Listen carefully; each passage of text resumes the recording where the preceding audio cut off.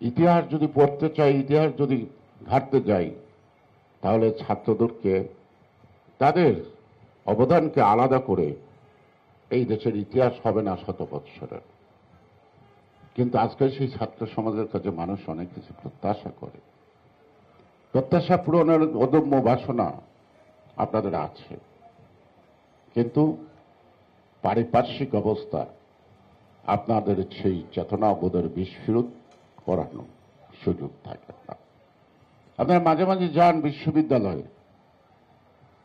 সেখান থেকে আপনাদেরকে রক্তাক্ত হয়ে ফিরে আসতে হয়। ছাত্ররা তো বিশ্ববিদ্যালয়ে যাবে কেন? তারা বিশ্ববিদ্যালয়ে থাকবে। ছাত্ররা ক্যাম্পাসে মিছিল করবে, প্রতিদিন করবে। ছাত্ররা আড্ডায় থাকবে ক্যান্টিনে ছাত্রদের নেতৃবৃন্দের সাথে। আর ছাত্ররা যেদিন ক্যাম্পাস ছেড়ে রাজপথে আসবে সেদিন কোনো সরকার টিকে না। এটা হলো ইতিহাস। কিন্তু আজকে আপনাদেরকে ক্যাম্পাসে যেতে লড়াই করতে হয়। আর নিয়মিত বেতন দিচ্ছেন, আপনি একজন রেগুলার ছাত্র, কিন্তু আপনি সেই শিক্ষা প্রতিষ্ঠানে গিয়ে দাঁড়িয়ে বলতে পারছেন না আমি এই বিশ্ববিদ্যালয়ের ছাত্র, এই কলেজের ছাত্র। কেন এটা? এটা হলো আগ্রাসী শক্তির চক্রান্ত।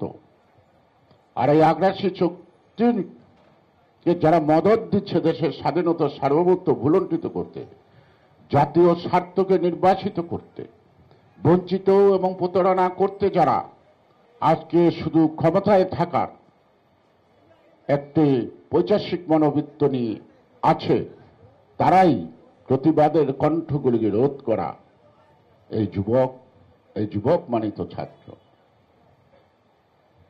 কবি বলে নাই, যৌবন যার যুদ্ধের সময় যাওয়ার সময় তার। সুতরাং আজকে এই যুবক ছেলেরা পথে প্রান্তরে ঘুরে বেড়াচ্ছে, তারা তাদের প্রতিষ্ঠান থেকে প্রতিবাদের মিছিল নিয়ে রাজপথে আসতে পারছে না। রাজপথে এইভাবে থাকা আর ক্যাম্পাস থেকে আসার মধ্যে একটা ভিন্ন রূপ আছে। আমরা ভাগ্যবান যখন ছাত্র ছিলাম, আমরা ক্যাম্পাসে থাকছি, আমরা মিছিল করতে পারছি, আমরা রাজপথে ক্যাম্পাস থেকে আসছি মিছিল নিয়ে। কিন্তু আজকে আপনাদেরকে মিছিল নিয়ে ক্যাম্পাসে যেতে হয়, সেখানে আপনাদেরকে যুদ্ধ করতে হয়, লড়াই করতে হয়। এটা আপনাদের জন্য একটা অভিশপ্ত জীবন, বিশেষ করে বর্তমান ছাত্র সমাজের জন্য। এই দা কুড়াল খন্তি আর অস্ত্র নিয়ে মানুষকে জিম্মি করে চাঁদা আদায়, এটা ছাত্র সমাজের কপালে একটি কলঙ্কের তিলক।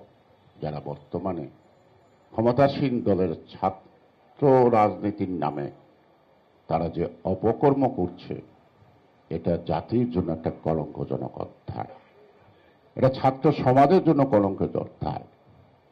সুতরাং বিপ্লবী চেতনাবোধ, যে শক্তি, যে বয়স, যে সময়, এই সময়টা অকারণে হারিয়ে যেতে পারে না। সেই কারণে আমি বলবো, আমরা 17 বছর লড়ছি। এর মধ্যে আপনাদের অনেক কমিটি হয়েছে, অনেক নেতৃত্ব আসছে। বর্তমান নেতৃত্বই যেন হয় শেষ নেতৃত্ব ফ্যাসিবাদের হাত থেকে বাংলাদেশকে মুক্ত করা।